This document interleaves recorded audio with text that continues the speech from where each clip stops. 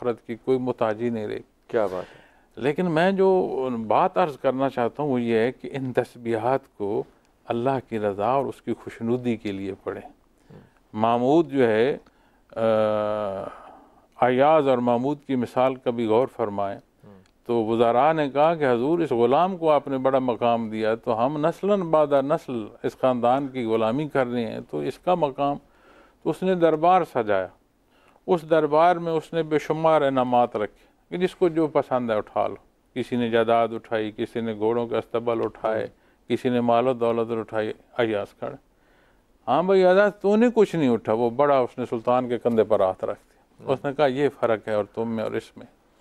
अब जिसका सुल्तान पूरा मुल्क उसका। जब अल्लाह से ताल्लुक बंदगी का नसीब होता है तो वो मुस्तगनी फरमा देता है, कुछ हो कुछ न हो बंदे के लिए बेमाना हो जाता है। ये वैसे बात जो है ना, ये दरूद पढ़ना कि अल्लाह ताला तमाम मसाइल से आपको आज़ाद कर देता है, ये बड़ा मुजर्रत है और बड़ा आजमाया आप सल्लल्लाहु अलैहि वसल्लम का फरमान है जी। हाँ, इससे ज़्यादा और क्या बात और बात रहती कोई। हुजूर एक जो कंट्रीब्यूट कर रही हैं खानकाहें, आपने फरमाया कि एक तो ये वो कंट्रीब्यूट कर रहे हैं कि वो दिल की सफाई करते हैं, वो लोगों को वहाँ पे बैठ के तरबियत भी कर रहे हैं, तालीम भी दे रहे हैं। क्या आपको लगता है कि वो चीज़ें, वो कमियाँ जो कि हमारे माशरे में रह गई हैं, वो खानकाहें पूरी कर रही हैं? बुनियादी तौर पर एक चीज़ समझने की ज़रूरत है कि जब नबी करीम सल्लल्लाहु अलैहि वसल्लम दुनिया में जलवा अफरोज़ हुए, बेसत आली हुई, इंतहाई कमज़ोरी थी इंसानियत की, अच्छा अंधेरा था, उसमें रोशनी जगमगाई। दायरे दुनिया से आपने पर्दा फरमाया तो हर आने वाला वक़्त जो है वो पहले से कम होगा। ठीक है, कमज़ोर होगा। ठीक। लेकिन जो असूल ज़वाबत आपने दिए हैं उन्हें हर एक ने इख्तियार करना ये लाजिम है। ठीक। तो हम अगर अपने मुआशरे में बेहतरी, अपनी ज़ात में बेहतरी, तो उसकी एक ही जो राह है वो आप सल्लल्लाहु अलैहि वसल्लम का बताया हुआ राह है और नहीं। हर एक ने अपना हिस्सा अदा करना है और गुजर जाना है। हमने देखा है, मैंने अपनी इस उम्र तक देखा है, जिन लोगों के बग़ैर नशिस्त महाल थी वो दुनिया से चले गए और दुनिया चल रही है। अगर मैं समझूं कि आज मैं कमाल कर रहा हूं और हज़ारों की तादाद है जो न सिर्फ मुल्क वतन अजीज जिधर जाता हूं उधर मखलूक मुंसलिक है, मैं कमाल करता। जब मैं नहीं था तो ये मखलूक थी, तब भी थी, और जब कल नहीं रहूँगा, यकीनी तौर पर नहीं रहूँगा, तो ये मखलूक नहीं होगी, दुनिया बंद हो जाएगी। तो ये जो कमाल ज़ाती की तरफ बंदा पलट आता है ना, ये तज़किया नफ्स से निकाल कर अल्लाह के हुक्म पर ला खड़ा करते होगा वो जो उसे मंजूर है। अच्छा, एक बड़ी कंट्रीब्यूशन जो है ना खानकाहों की, वो लंगर है। लंगर के बगैर खानकाह का तसव्वुर ही नहीं है। ये जो लंगर है, क्या ये लोगों को उस्ताद के, मुर्शिद के करीब लाने का सबब बन सकता है कि नहीं? वक्फ़ा लूँगा अभी और फिर वापस आऊँगा, इसलिए ये जहन में रखिएगा कि नमाज और खाना जो लगा हो इकट्ठा, तो अल्लाह के रसूल ने फरमाया कि पहले खाना खा लो ताकि तुम्हारी नीयत जो है वो नमाज में पूरी की पूरी जाए। ये लंगर बड़ा अहम और बहुत ही ऐसा इंस्टीट्यूशन है जो कि लोगों की दुनियावी और नफ्सियाती और ज़ाहरी और बातनी ज़रूरतों का बहुत बड़ा एक महवर है। ये लंगर, इनका इतना बड़ा इंस्टीट्यूशन। मैं ईमान साहब ये बात बड़े वाकई खलूस से पूछना चाह रहा हूँ, क्योंकि आपके यहाँ लंगर जो है वो हमने बड़ा खाया है, और वो लंगर जो है उसमें मुझे सबसे ज़्यादा अच्छी चीज़ जो लगती है वो तंदूर की रोटी है, जो सही आटे की या सुर्ख है, उसी को आप चाय के साथ, अकावे के साथ खाएं तो वो मुकम्मल मुझे तो मील लगता है। ऑर्गेनिक है, ऑर्गेनिक है। ये फरमाइए कि लंगर कहाँ तक कशिश पैदा करता है कि मुरीदैन की ज़रूरत पूरी हो रही है?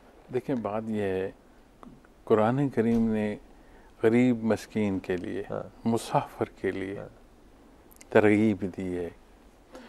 अब लंगर खाने से अगर हम ये ले लें कि बेशुमार चंदा जमा किया जाए और एक लंगर खाने की मशहूरी की जाए, या जहाँ इंतज़ामात का हुक्म है वहाँ से लंगर खाने कायम हो और इंतज़ामात ना किए जाएँ और कहें मखलूक लंगर से खाना खा ले, तो ये फिर उसकी हकीकत नहीं है। अब जहाँ तक लंगर की बात है तो ये भी है कि उस लंगर में किसने दिया, कैसा दिया। एक बुज़ुर्ग पर किसी ने एतराज़ किया कि हज़रत आपके लंगर खाने में जो लोग पैसे दे रहे हैं जाने कहाँ कहाँ से कैसे आ रहे हैं। उसने कहा मियाँ मैं जो खा रहा हूँ ना अपनी मजदूरी से खा रहा हूँ, जो को आया है मैंने पका कर वापस ही नहीं कोई खिला दिया। तो हमारे यहाँ कोई वहाँ पर चंदा का और वो निज़ाम नहीं है कि लंगर खाने का हमने कोई चंदा वो बना रखी है, कोई रसीद मिलती है। लेकिन वो मेहमान नवाजी तो है ना।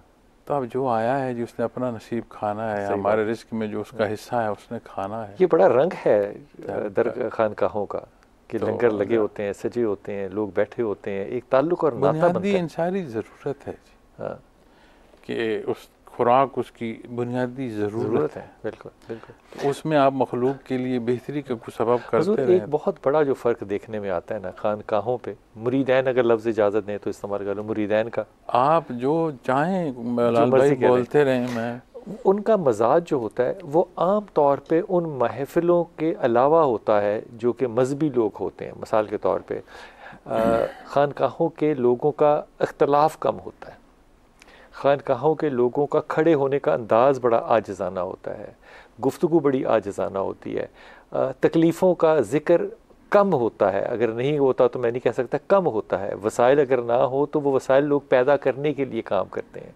ये सारी की सारी मोहब्बत है वहाँ पे या लोगों का अपना खुलूस और अखलाक है?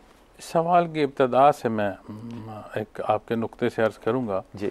आपने फरमाया बाकी मजहबी लोग, तो मैं ये अर्ज़ करना चाहूँगा ये भी मजहबी लोग हैं।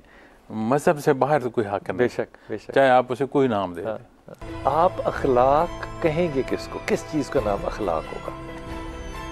इंसानी मुआशरे में जहाँ आप रहते हैं आपका एक बर्ताव है जो दूसरे के साथ है, दुरुस्त, वो पैमाना है अखलाक का। ठीक, आप कैसे वो बर्ताव करते हैं और बर्ताव आपने करना है। ठीक, आइसोलेशन में जिस बंदे को छोड़ दें उसका अखलाक नहीं जाए। नहीं, कहते क्या है कि सजा दी गई इतने साल जेल है, कैद तन्हाई है और सख्त कर दो। और ठीक, इसका मतलब है कैद तन्हाई सख्त, इंसान तन्हाई में रहता नहीं। अब जब वो मुआशरे में रहता है तो उसका बर्ताव होगा दूसरे के साथ, ठीक, फिर पता चलेगा। तो वो जो बर्ताव है एक दूसरे के साथ वो अखलाक है। फिर वहाँ पैमाना आएगा आला या अदना या जो भी बाद, हाँ ठीक, तो वो फिर पैमाना मुसलमान को तो पूछने की ज़रूरत नहीं है कि इसका मतलब ये हुआ। देखिए अगर मैं आपकी बात को बिल्कुल सही मानते हुए देखूं तो रसूल पाक सल्लल्लाहु अलैहि वसल्लम ने एक पैमाना दिया, सल्लल्लाहु अलैहि वसल्लम ने एक पैमाना दिया, और वो लोग जो कि बद्दू थे, रेगिस्तान के अंदर शिकार करके खाते थे, वो लोग सहाबी बन गए।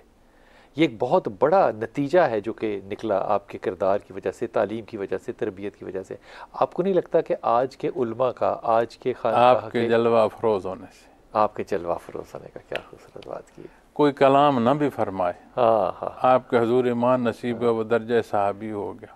हाय आपके हुजूर आया, आपके फरमुदात नहीं सुने, जान जाने आफरीन के सुपुर्द हो गए, मैयत मोहम्मद रसूलुल्लाह सल्लल्लाहु अलैहि वसल्लम ने उसे दर्जा सहाबियत अता फरमाई। ये मैं आपको मिसाल देता हूँ जंगे ओहद की, जहाँ पे कि वो बकरियों वाला